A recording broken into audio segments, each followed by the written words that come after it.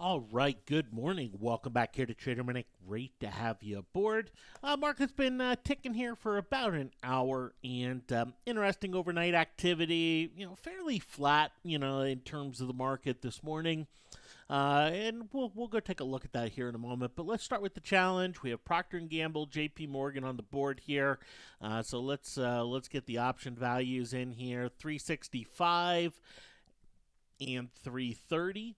All right, so 365 and 330 there. So that puts the challenge. It looks like we've done a little bit more than erase the Dollar General trade that stung last week, and puts the challenge back around 4,500, just south of 4,500 here, where it sits right now. Neither stock is really at any sort of level to make an adjustment.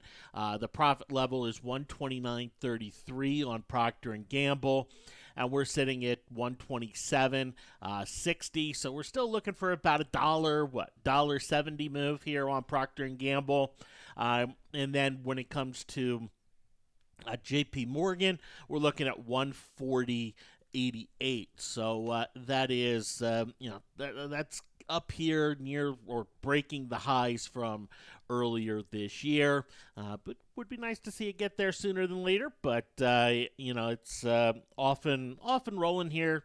Had a decent day yesterday, and fairly flat here this morning with the rest of the sector. So that's the challenge. There are no new signals on the board here this morning.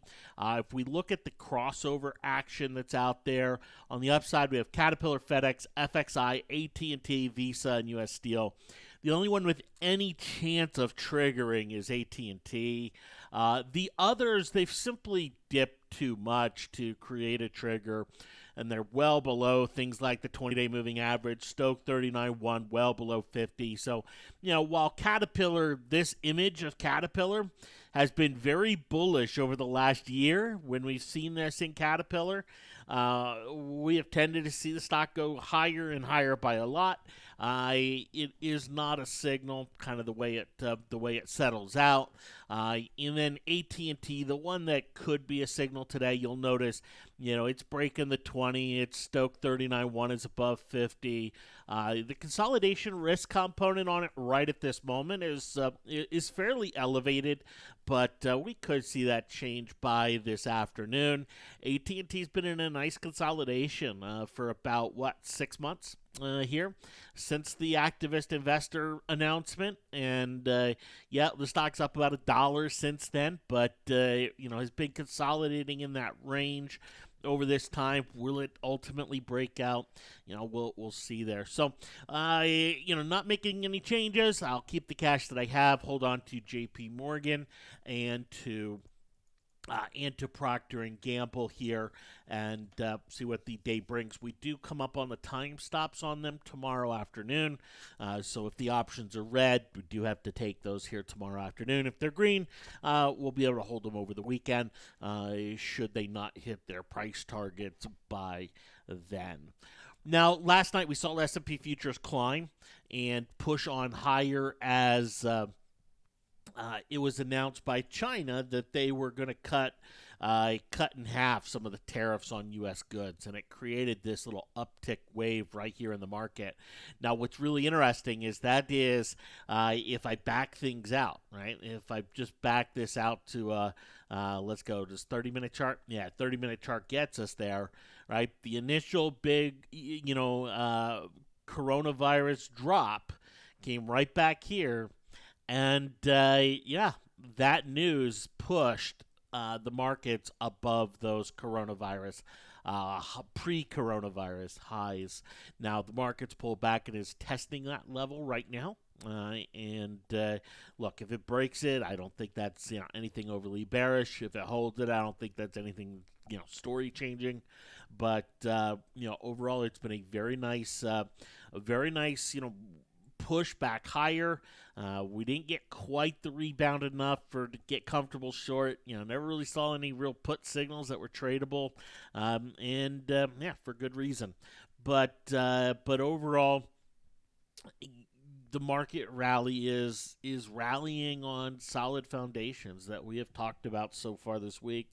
The economics that are underlying things, central bank action, within China, and then the U.S. political process, where I don't think it came as any big surprise last night that President Trump wasn't impeached, but the talk of, hey, we might be staring at a landslide election, which, I don't know if that's the case or not, but the more talk there is of that, probably the higher markets will, ultimately track here. All right, so anyway, that's, kind of where things are here and, how things are shaping up this morning. We're still in the heart of earnings season. We've had, plenty of companies report here overnight. Twitter was a very nice report, over $1 billion in revenue for the first time, and it does something very interesting for Twitter's chart, in terms of an island reversal. And we saw this big move down last earnings season, and we talked about it, that, hey, that's an ugly number, and it does mean that this next number is going to be very important for the stock, because if they miss again, we'll see the stock go into the mid 20s. And they came out with a fantastic number. I haven't gone through the call just yet, but it creates this island reversal, and we see this a lot in stocks. And what tends to happen afterwards is we tend to see them march on higher, and not by a little bit. We tend to see a march on higher by a lot. And, will that ultimately, be the case here? I think there's a really good argument to be made for Twitter to $50 or $60 as it goes on forward. We also saw earnings out of Twilio, which is a stock that, I'm very bullish on, long term. But this is one where they missed on earnings and some of the earnings guidance and beat on revenues, and they continue to do that. They did that last quarter. Right, last quarter they missed on revenues, on earnings, but revenues continue to grow. We talked about it then. Now, this is a buy opportunity long term for Twilio. I believe it's the same thing. Long term buy opportunity for Twilio. Could it trim down to 110, maybe 105? Yeah, it could. Could it get a little lower? Yeah, it could. But, ultimately one that I will be looking at the bounce for an opportunity to pick some up and maybe fairly aggressively going forward. But, we've seen a lot of kind of, not major components of the market, but some of the fringe components like Estee Lauder, report. Twitter, Twilio, I'd kind of consider kind of those fringe elements here. And so nothing changing the earnings story, out there in the market. But, when you look at the numbers on aggregate, they're shaping up about the way we talked about them on Monday. And what does that mean? Well, that just simply means that the economic data is going to be the driver. It is just going to be the driver going forward. Yes, will we have some fear pops and drops and everything is coronavirus, and there'll be probably something else that hits the markets, and yeah, those will create little pops and drops. But the ultimate trend of the market over the next 4 months is going to be driven by the economic data, and it's very apparent by looking at the earnings that is the case. And so far, what do we see? We see the economic data improving at an accelerated rate. It's not going 80 miles an hour. It's down there at 10 miles an hour, but it's improving at an accelerated rate. It's accelerating, and that's ultimately a bullish thing for the market. And as I mentioned yesterday, if you're bearish and you're saying, hey, what do I do? Where do I short? Well, I think the bears, the biggest hope they have is that this is a topping process. And, we've talked that if this is a topping process, it would not be, unusual to go hit a new high in the short run or anything like that. But so far, there's only evidence of one singular pullback, which, yes, is unusual. But, it's one where the price action is the price action. We continue to see it march on forward. All right. All right. Now, want to address a question that Michelle forwarded me that came on in, and it has to do with specifically with Procter and Gamble, but I think it's something that can be applied to any trade for the challenge. But the question came in, and a chart was drawn showing resistance, and that I bought Procter and Gamble right as it was hitting up into resistance, and then it pulled back into the close. So that means resistance going to hold, and it's just going to be a dumb trade because of resistance levels. And it's one of those where I respect anybody's opinion, and hey, if you don't want to trade it, don't trade it, and all of that. You've heard that from me many times. And most of you, you go and you do your own thing, and you want to get in, you get in. You want to get out, you get out. But when it comes to support and resistance, there is absolutely zero elements of support and resistance that are in the algorithm. There's nothing even close. And many times since we've started the challenge, we have bought things on resistance levels. They've paid off pretty nicely. Sometimes we've bought things on resistance levels and they haven't. Resistance levels in the market over the last years, in my opinion, have become less and less relevant. Especially those resistance levels that are drawn with horizontal lines. How many charts can you look at and draw a horizontal line and say, oh, well, that was support, and that's support, and that's support? I mean, it just isn't relevant. For most stocks that you pull up, you can't just sit there and go and draw the lines of support and resistance, these horizontal lines, like stocks are chunking through horizontal levels. They're just not doing it. Occasionally you get something that over time, like an AT&T, does have a little bit of that. But you know what? It's not for certain. I mean, we didn't come on down to this level yet. Here with it. It bounced a little before that. And next time, if it gets back to this level, are you just going to buy it because it's on that level? Probably not, right? Probably not.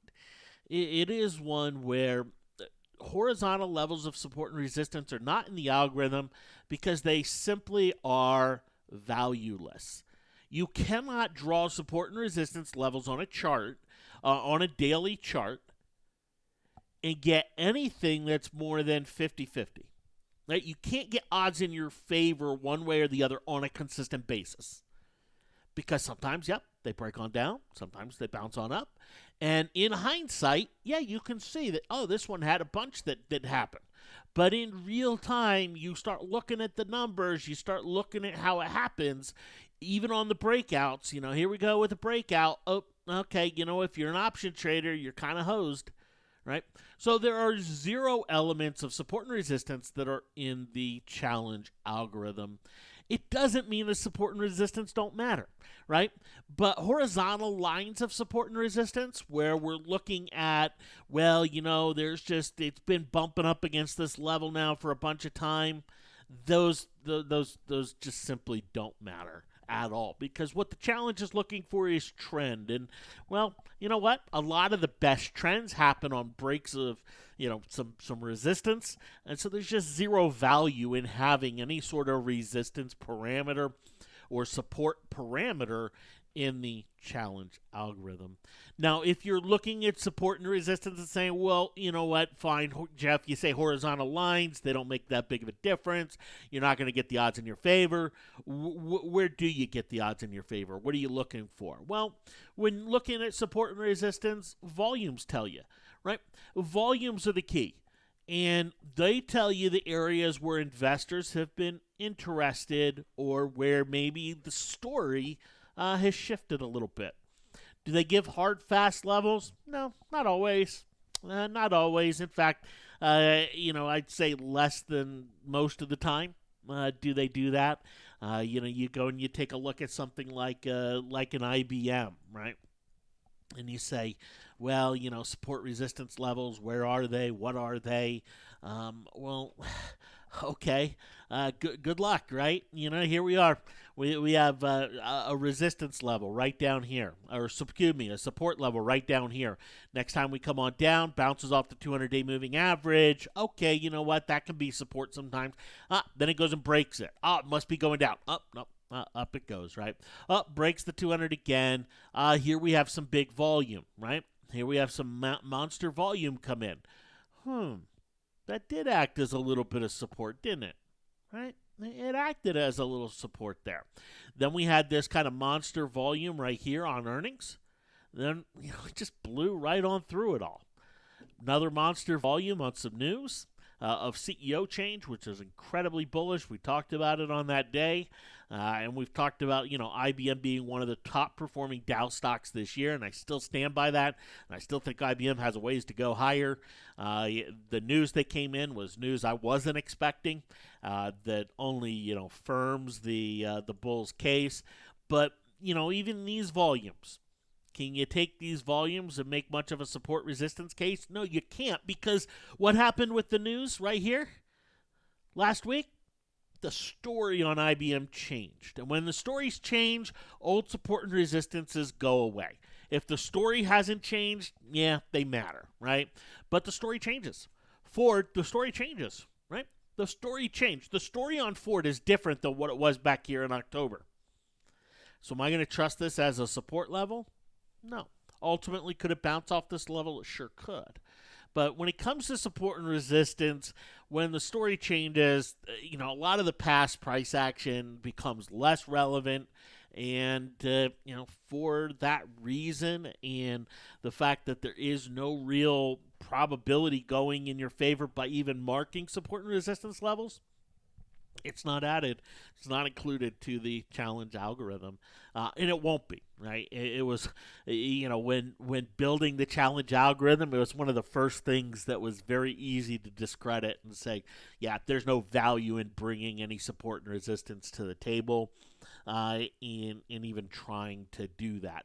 There's more value in looking at percentage moves and your rate of change moves, right? So we can pull up an indicator like the rate of change, ROC, and you've seen me show this before, but the rate of change here just shows, okay, you know what, how big some of the bigger pullbacks have been, where it's gotten down to a minus 10%, minus 8% rate of change.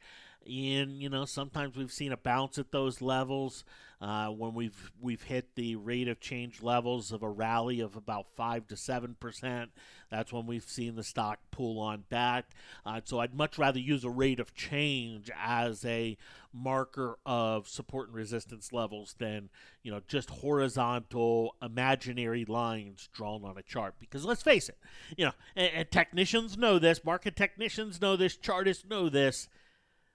When you draw lines on a chart, all it is a line on a chart. It doesn't tell you whether the stock's going up or down. It doesn't tell you what it's going to do tomorrow. It's not a crystal ball. It's a line on a chart. And, lines on charts, I love drawing them. I like having them. I like seeing the reference points. I like using them as looking at what could possibly happen. But very rarely do you ever see me drawing horizontal lines on a chart. And, that's why. All right. Thanks for hopping on. Have yourselves a fantastic day, and we'll talk to you this afternoon. Take care.